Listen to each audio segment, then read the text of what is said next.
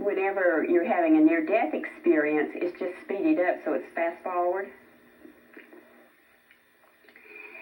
And it happens very, very quickly.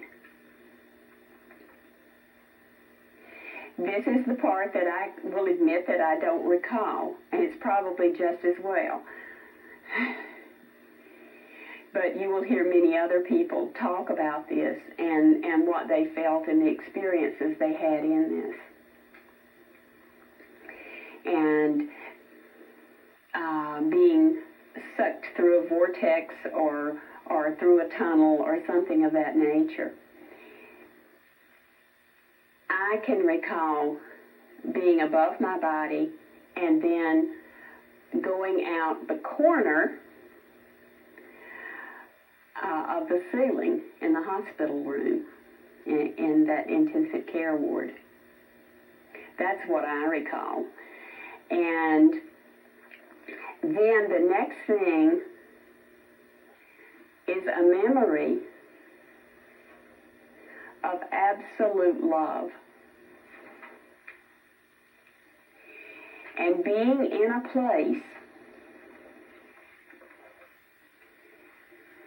that was so absolutely loving, unconditionally,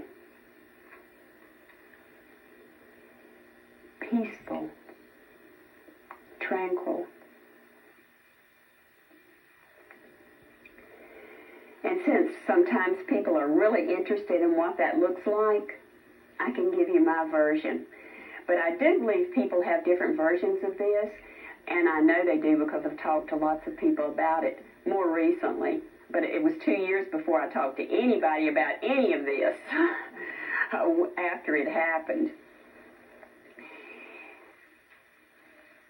But I was given probably something that I'm very much familiar with anyway, and that was green grass in a rectangular shape that would look a lot like pasture that the cows would graze in, or the horses. And it was beautiful green grass. The perimeters on three sides of the rectangular shape were opalescent, beautiful, beautiful colors, very soft, and you might relate to it if I say it looked like cotton candy because it was all spun looking. And but it was iridescent and very reflective of light, very soft and gentle.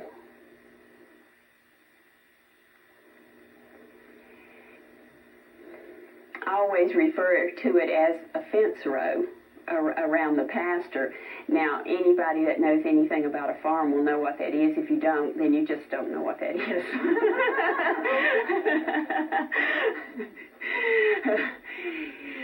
So I'll describe a little bit more about that. Whenever you're driving around in the country, I suggest that you take a look out across the green pastures where the cows are grazing, and that you notice that there is a fence. And there are little trees that grow all along the edge of the fence. And if you've ever wondered why, it's because the birds sit there on the fence and drop seeds. And it just makes all of these little bushes that grow up. And in this area, there's cedars usually. And honeysuckle vines.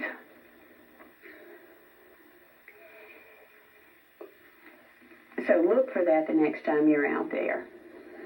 And you'll think of love and peace.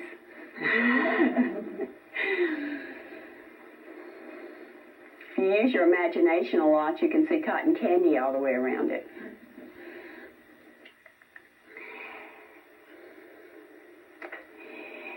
At the end of the tunnel is light. Now, I'm sure that's not a great revelation for anybody, because you've probably been through a tunnel literally and seen the light and watched for it. And it looks very, very small. And you wonder what's going to be out there if you've never been on that road before.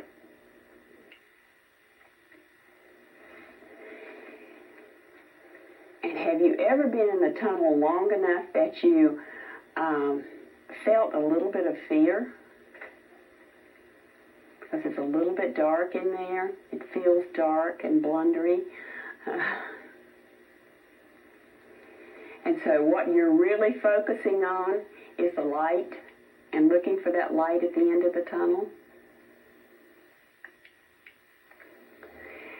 As a matter of fact, one thing that might be good for you to do right now is to just take a piece of paper and roll it up like a tube